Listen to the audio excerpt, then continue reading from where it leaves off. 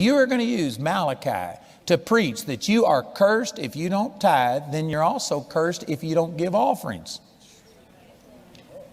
And I've never personally done this, but a friend of mine, Pastor Dean Melton in Charlotte, North Carolina, he went through and you had to offer an offering every new moon. You had to offer an offering every time you had a child. You had to offer an offering, just for all of these different occasions.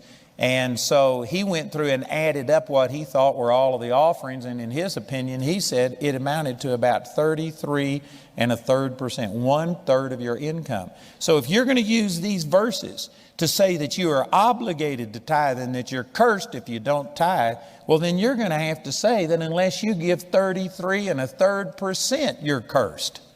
And I can guarantee you there's a lot of people I know who preach the tithe and you're cursed if you don't tithe, that don't give 33 1/3%. And so if you are going to be honest with this scripture, it says you rob me in tithes and in offerings.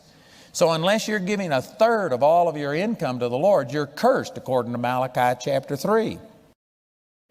The tithe was not just Old Testament. The tithe was in place before the Old Testament law, Genesis chapter 14. But the law placed a curse on you, punishment on you, if you didn't tithe. But in the new covenant, we are redeemed from the curse.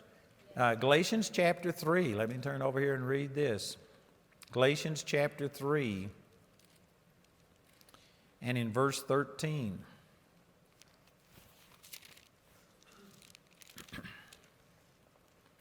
Christ hath redeemed us from the curse of the law, being made a curse for us, for it is written, cursed is everyone that hangeth on a tree, that the blessing of Abraham might come on the Gentiles through Jesus Christ, that we might receive the promise of the Spirit through faith.